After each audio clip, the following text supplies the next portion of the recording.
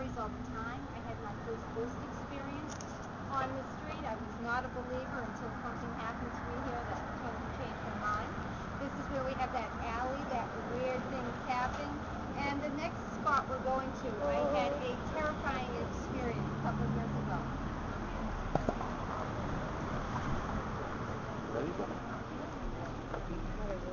Why are you seeing ghosts? You might. What? You might. I don't know.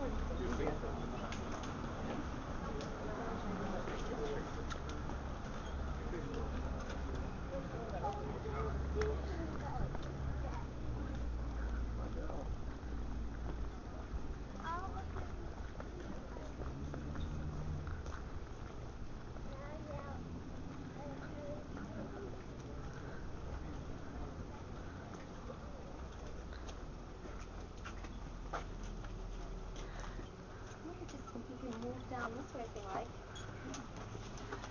Now, what we're standing in front of is called the Weston Block, named for Mr. Weston. This, as we walk away, you can see is actually 4 distinct homes. You see the 4 different roof lines. They were built right up against each other because the husbands here were all sea captains. They figured if they built their homes like this, the women would be able to help each other with their children while the men were gone to sea. People in town, however, talked about the children who lived here. They said they were the most unruly, the most undisciplined kids you would ever want to meet. They were forever screaming, slamming doors, playing practical jokes. And this was, of course, back when children were to be, see. Scared the life out of me. You all heard that, right? Okay. Children were to be seen and never heard. In that case, heard but not seen. That was the door, yeah. Okay, where was I? Oh, yeah, so years later, this became a Stride Right shoe store. And the owner of the shoe store lived in the apartment up above. She said she would come down in the morning and find shoes everywhere. She would spend her whole morning picking up shoes, putting them back in boxes, putting the boxes back on the shelves. The whole time she did this, she said she could hear children running, laughing, and playing in her apartment up above. She grew very tired of this, and then she left, and it became a hair salon called Anthony's Hair Odyssey. And I know a lot of women in town who actually went to Anthony's and witnessed this. There's a door in the rear of the shop that suddenly it would just open by itself, and then it would slam shut. A cold breeze would then fill this entire salon. And this door here, which is very heavy, which I don't want to get too close to right now, would also just open and slam shut. This happened so often that finally one hot August afternoon after the doors did their slamming thing, the owner said, "Listen, I have had it. If there's a ghost in here, knock my broom over." With that, her broom fell immediately over, and Anthony's Hair Odyssey is now located up in North Plymouth. She took off right away. Dylan and company came in afterwards, and we said, "Are you seeing anything strange in here?" They said, "Oh, all the time. They'll come in and find that doors or drawers on the furniture are open, knickknacks that they've left out are rearranged, so they find pieces on the floor." They own this entire block, however, and they said they really love this location. They can live with the ghost. I had a woman come up from Cape Cod once just to hear about this spot.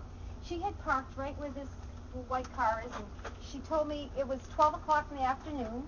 She was meeting a friend for lunch at Sam Diego's. I don't know if you noticed the restaurant right on Main Street there. She said she walked around the corner, and before she ever got to the restaurant, remembered, left her friend's birthday present on the front seat of her car. She said to me, "Joyce, I got back.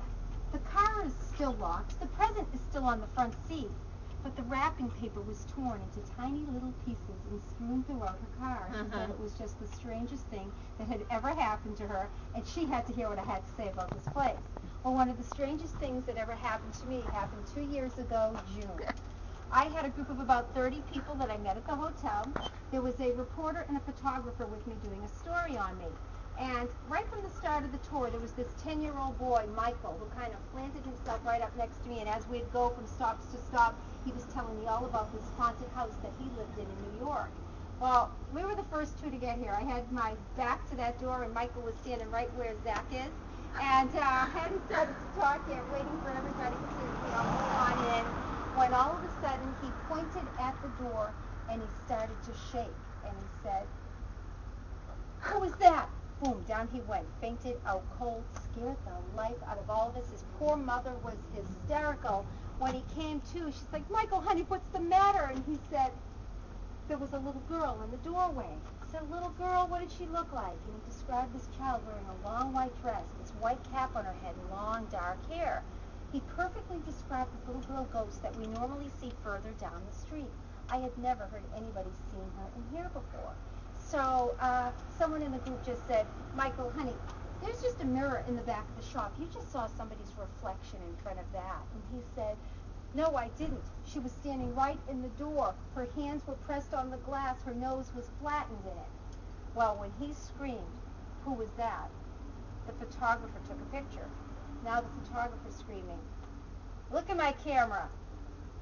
No, you can't see a little girl in a white dress, but you know when a child has pressed their face on a plane of glass, you can just plainly see the whole imprint of the face and then two little handprints on either side right there.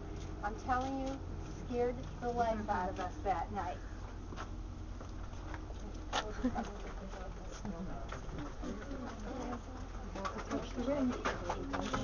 This was originally a restaurant. It was called the House of Blue Blinds.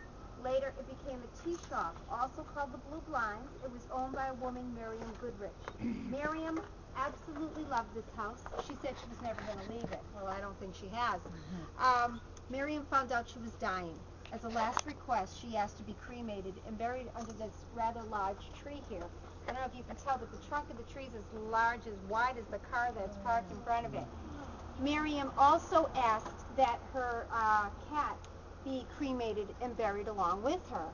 Unfortunately for the cat, he was in very good health when she died, but they did put him to sleep and planted him right alongside her. Now, this woman, Ann Wilson in town, bought the shop right after Miriam.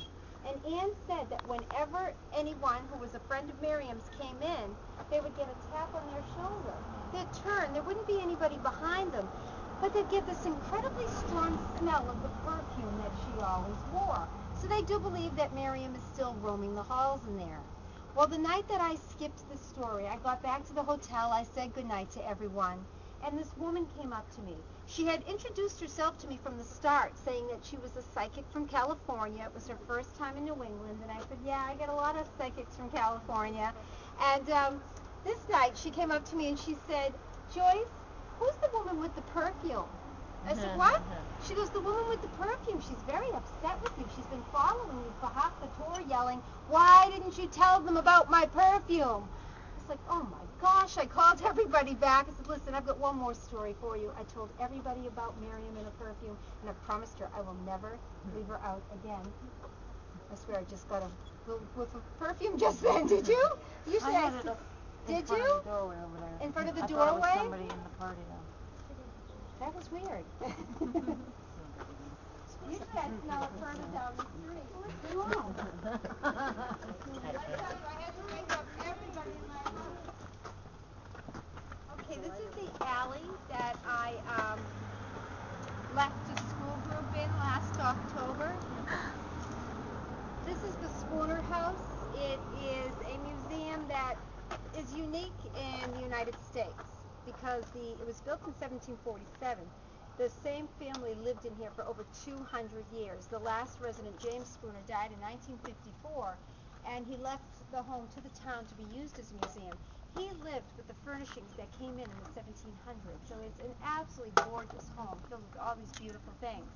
I give tours of this house, and last October 6th was our last tour of the season, and the curator and I went around locking up the house. And we knew it was not going to be open this entire season. It's closed. It's undergoing some restoration. So when I say we